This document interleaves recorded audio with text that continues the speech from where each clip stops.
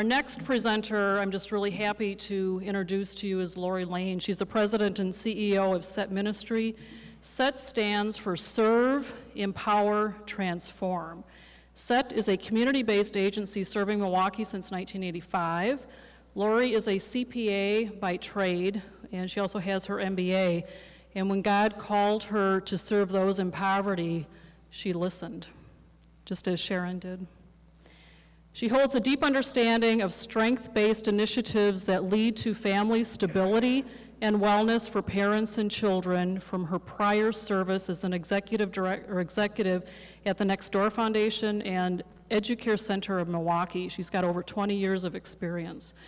I asked what an inspirational Bible verse was for Laurie, and she said that she's most inspired by this excerpt from the book Compassion, which says, "Compassion is not bending toward the unprivileged from a privileged position.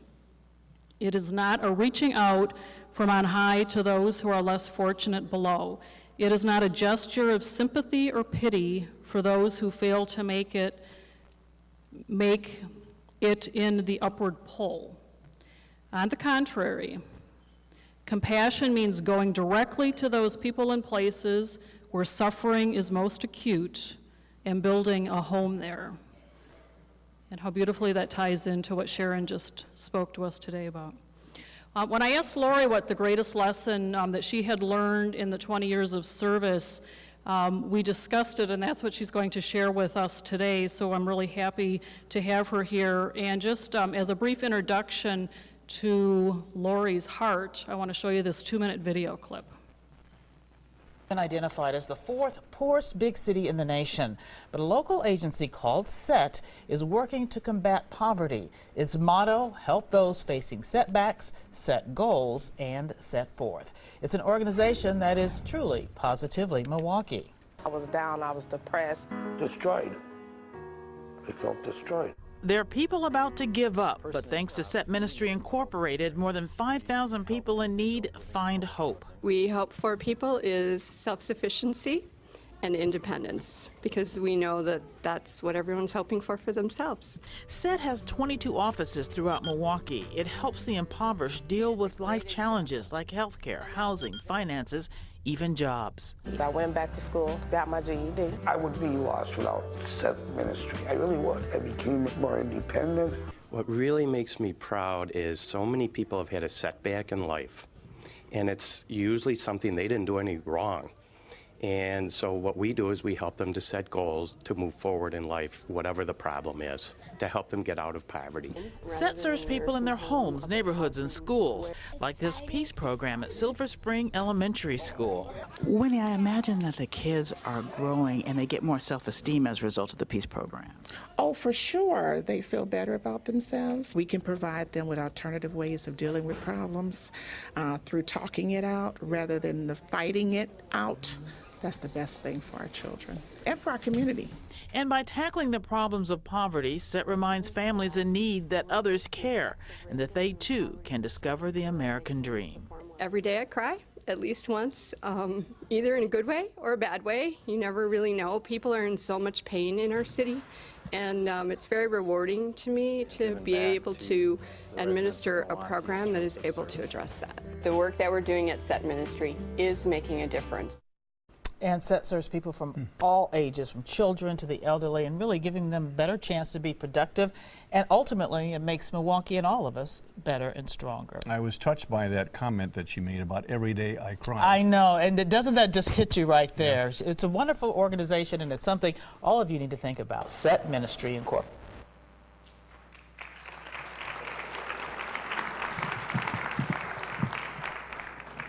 Good morning.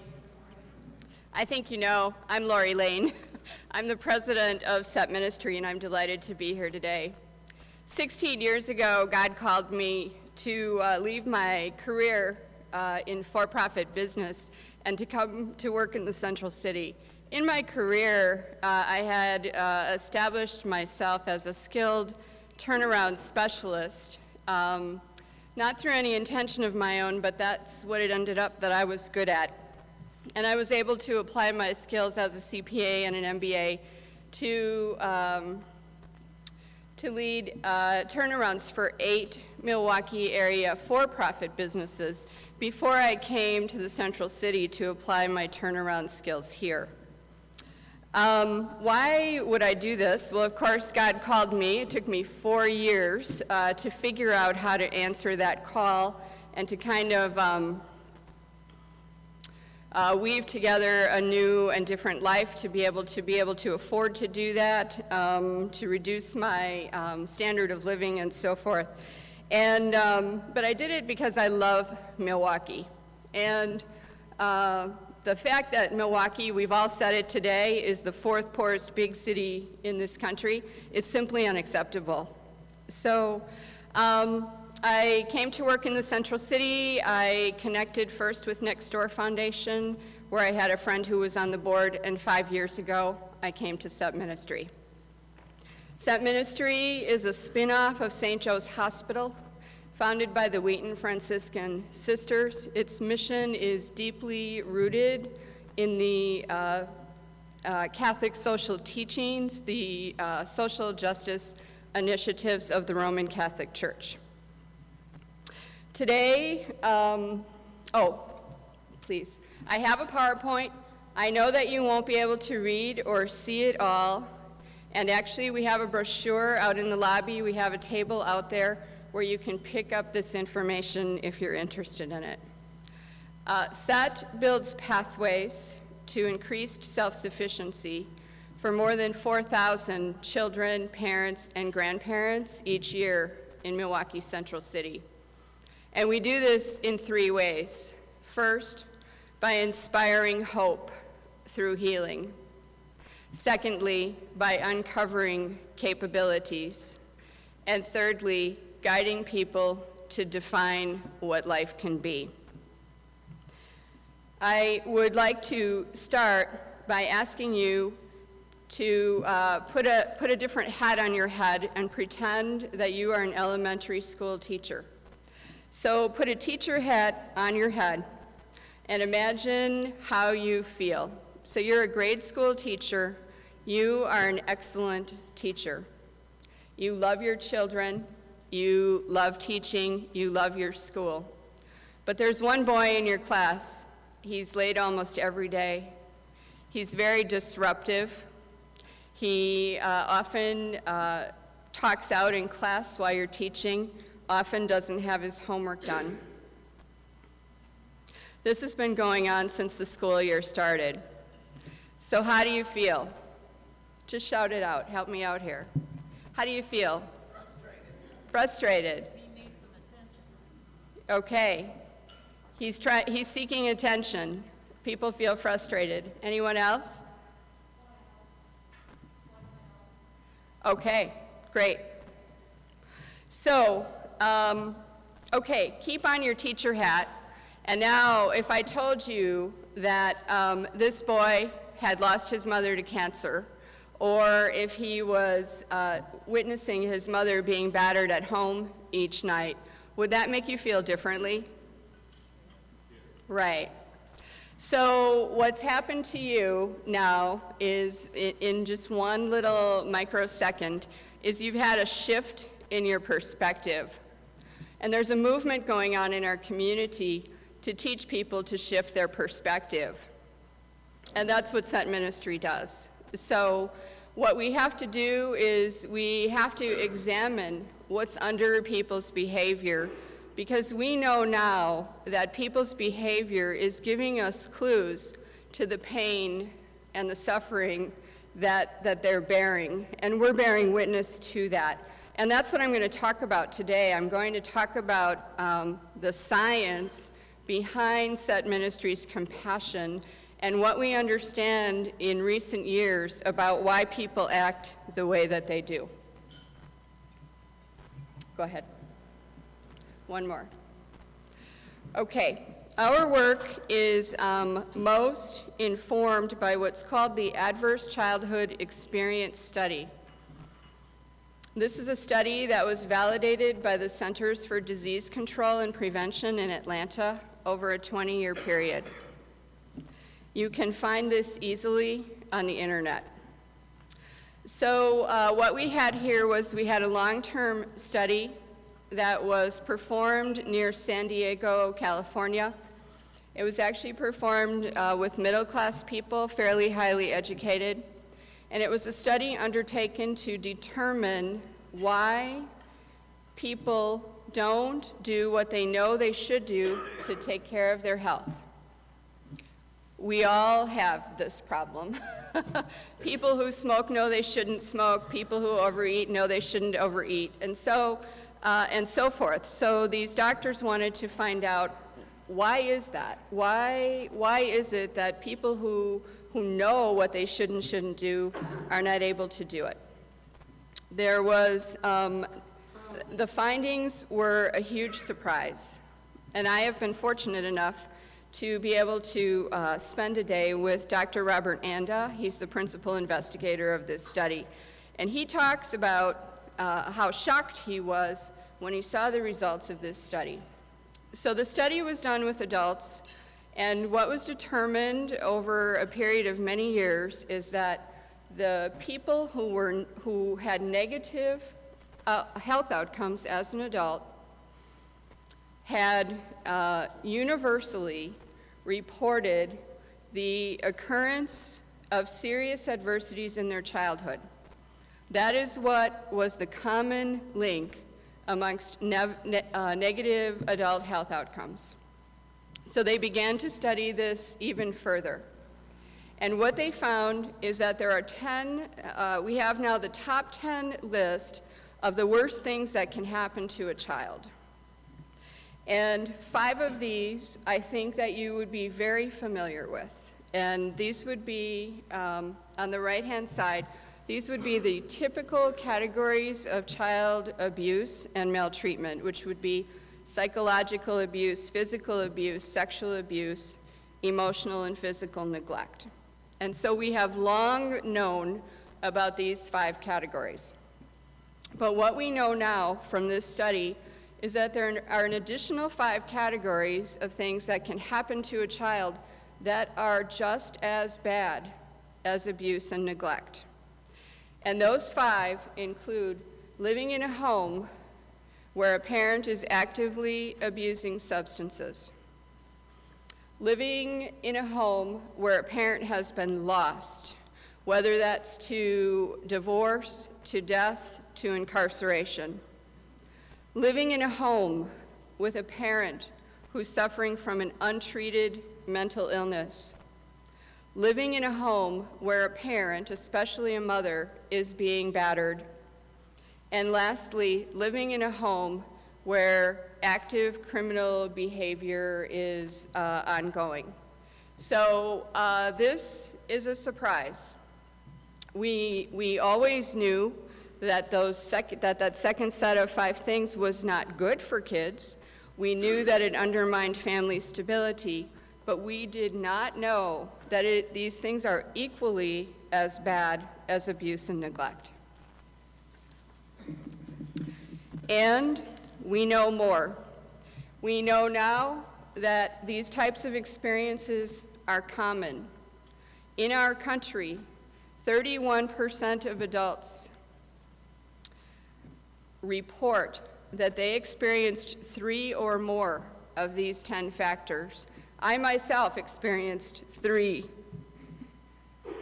So what we know now is that these are called clusters, and we know that there are people, adults and children alike, who are still suffering the effects of clusters of childhood adversity, meaning that 3, 4, 5, even 10 of those 10 things have happened to people whom we encounter in everyday life, people whom are sitting in this room right now.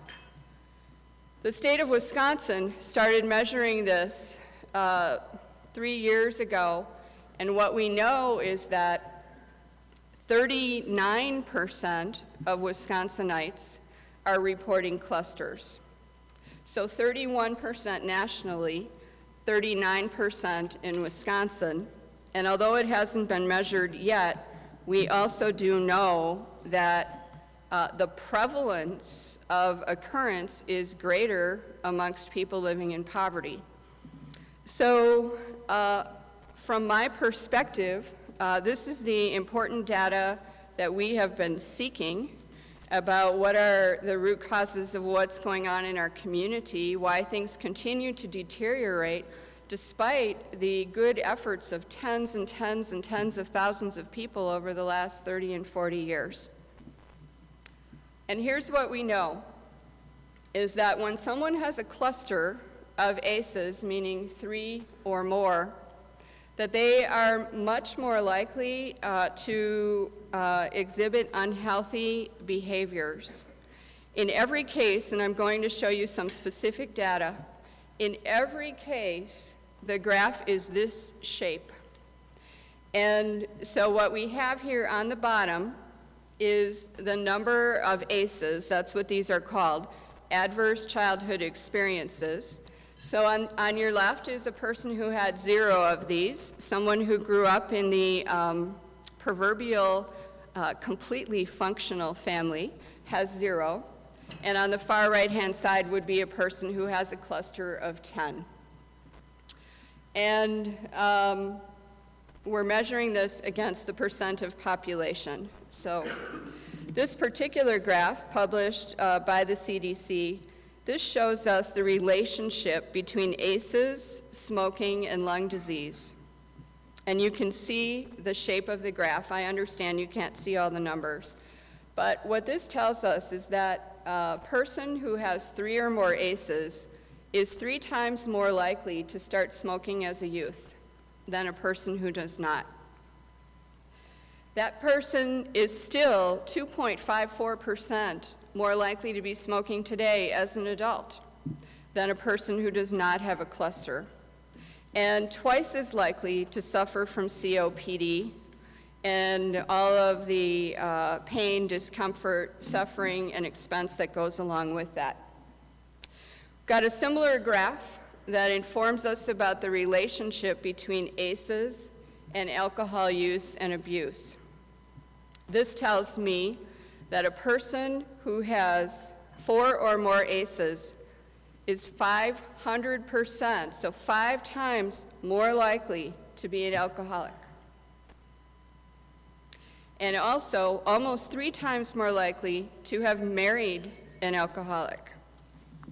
So what I'm trying to convey is that some of these, many of these things are being, the seeds for this are being planted in childhood, and it is incredibly difficult to overcome these obstacles. This graph shows us the relationship between childhood adversity and risk of HIV. So a person with a cluster is 4 times more likely to have ever injected drugs, 2 times more likely to have 50 or more sexual partners, and 3 times more likely to have had sexually transmitted disease.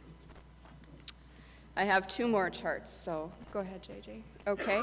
This is, again, the relationship between childhood adversity and the risk of being a victim of domestic violence. 3 times more likely, 4 times for men. And my last chart is the relationship between ACEs and ability to succeed on the job. So a cluster of childhood adversity is directly correlated with absenteeism on the job and also with serious job performance issues. So these problems are pervasive, and they can in fact last a lifetime. They will last a lifetime until healing occurs. And the great news is that healing can happen at any age.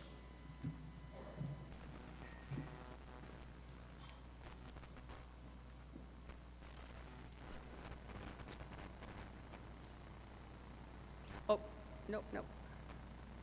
I have more slides. Okay, I'm waiting for a picture, showing you a picture of the scan of a child's brain. So we have a picture of a child's brain, a child who is not experiencing a cluster of adversity. And we also have a picture of a child who is living in the midst of chronic traumatic stress.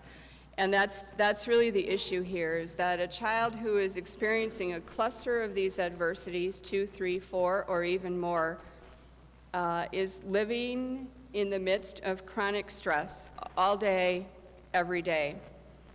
And that chronic stress takes a toll on the body, not only emotionally, but also physically. So it is impacting the early architecture of the brain. It is impacting the number of connections that are made in the brain at an early age. And it is having a serious effect on a child who's living in such a situation. Next slide. So, again, as a teacher, remember you have your teacher hat on. What could you expect to see? So a person in this situation, especially a child, would in fact be exhibiting a stress response, but only certain of those effects would be visible. The child would either fight or flee. I think you know, the adrenaline will be flowing over and over again, multiple times every day, day after day after day. This takes a physical toll on the body. And as an aside, SET Ministry, I told you that we work with children, parents, and grandparents, so I can witness for you the long-term effects of this is that in a person age 50, approximately my age, we customarily, it's routine for us to witness people suffering from disease that we would not expect a person to have until they're 70. And not only that, as that person lives, we understand and we see that they will acquire multiple chronic diseases. And that is because of these physiological effects on their body that begin at a very young age. So in fact, actually, people are aging prematurely as a result of having to live in this environment of chronic stress. So in the case of a child, his heart will pump faster, his muscles will tense, he might fight, he might be a bully, he might be that boy in your classroom who's very disruptive. What you don't see is that the blood pressure is rising and adrenaline is being released. So what we've got here, though, is what can be done about this, because I don't want to be doom and gloom. This is what we do. So how do we inspire hope through healing? What we do know, and as I told you, I myself have a cluster of 3 ACEs. I'm sure there are other people in this room, successful people, who have overcome that type of adversity in childhood. So every child can take one of 2 paths, what I describe as the rocky path, or they can take the path to success. And what it takes in order for a child who's experiencing these types of things to get on the path to success is safe and trusted relationships with people who care about him or her. And I know there are many pastors in the room, and many pastors are doing that type of work, along with SET Ministry, Walnut Way, lots of organizations that are supporting people and helping them to move down the path toward which they can heal from the things that have happened to them and move onto a successful life with increased self-sufficiency. Many of our children, though, don't have those types of supportive relationships, and so they end up taking the rocky path where they can actually become traumatized, in a way sort of emotionally paralyzed. And then what happens is that even though they're at school every day, they're not really ready to learn. They're not able to concentrate. They might be thinking about what happened at home last night, but they're not ready to learn in school. Okay, so I also want you to reflect, put your hat back on, your teacher hat, and reflect on the boy that we were talking about earlier. A boy like this almost certainly will have problems getting into groups because of his behavior. He almost certainly would not have many friends. He might be socially outcast, just further compounding his problems. He may not have the skills, the interpersonal skills, to be able to get along with the other children. He doesn't get along with the teacher because the teacher doesn't understand about childhood adversity and how she could examine that as a symptom rather than as a problem. Sometimes these type of students will throw things in the classroom. They will destroy work that's being done by other kids because they are choosing to show their angry feelings instead of their pain. So they've translated their pain into anger. So these are the types of behaviors that SET Ministry interprets as a symptom of a problem rather than a problem itself. We offer a solution to the city that we call the Peace Program. We serve 1,000 children each week of the school year, and it's the same children for the whole year. So this is a continuum of care that operates for 36 weeks a year. Students can learn to overcome their aggression. They can learn to feel connected to their peers, and they can acquire the life skills that make it possible for them to get along in a group like society. So a solution like this, the teachers can learn how to interact more effectively with the children, how to give the child the attention that he needs, and ultimately the teachers are able to have more time to teach and less time correcting behavior, and that increases the academic performance of the entire class. So I am going to close with a 6-minute video about our Peace Program. And again, I do have some materials in the back that summarizes what I have conveyed to you today, and I'll also be in the back later if you have any questions. Thank you.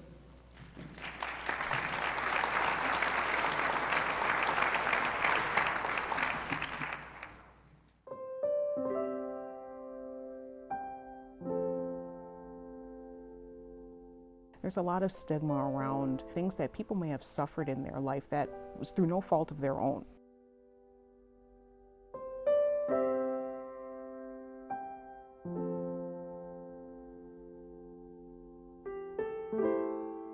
It's important for us to recognize the role that trauma can play, and that sometimes it's things that we recognize early on in childhood, and sometimes it doesn't present itself until much later in life.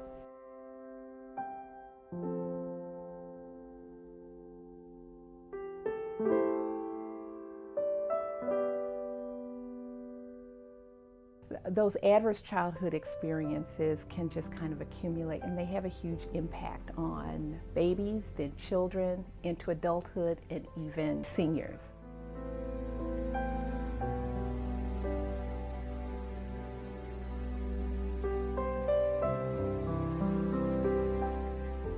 It affects them so much that when they get to school, they can't concentrate, or they can't do what is expected of them because they're thinking about things that's going on at home.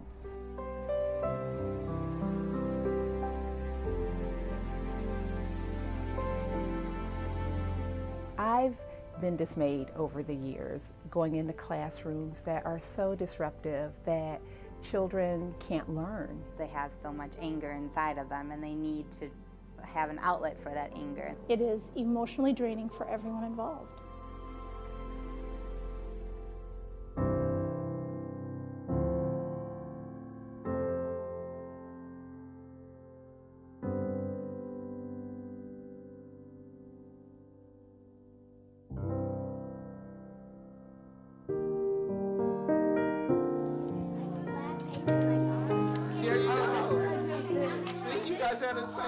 The Peace Program is, I think, an outstanding program that SET Ministry offers both for public and private schools in the Milwaukee area. The Peace Program teaches them so many positive ways to deal with their anger and so many positive ways for them to heal. When the Peace Program workers come into the classrooms, there's a hush, and it's just, it's like a cool breeze. It creates an environment in which young people feel safe and that they are able to communicate in an appropriate way with their teachers, with the facilitators in the classrooms.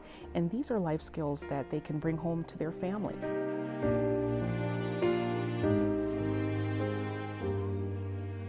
I was invited to just view the Peace Program in action in an actual school.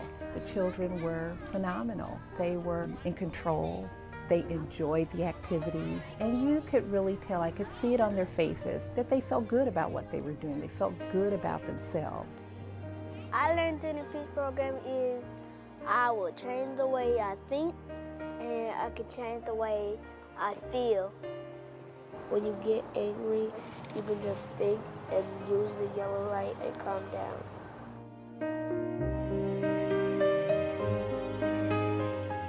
I practice a lot of family law, and so by the time I am dealing with children and families, things have fallen apart. The dysfunction has kind of overwhelmed the family. SET provides those interventions that make me hopeful that I will not have to practice law on behalf of those families. It's a pleasant surprise to see the breadth of programming that SET does offer. It's not just for children in classrooms or even those in case management programs and housing. It's family empowerment. I really appreciate how SET makes people that generally are invisible, they make them visible to the community.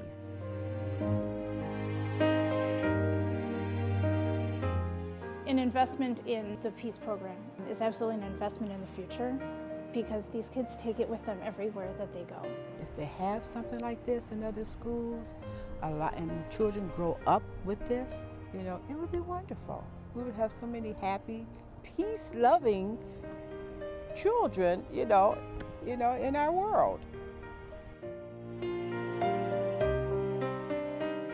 Not everyone can be in the community meeting the needs of the individual children, adults, elderly people that need help, but you can contribute to those efforts that are effective, and SET is effective.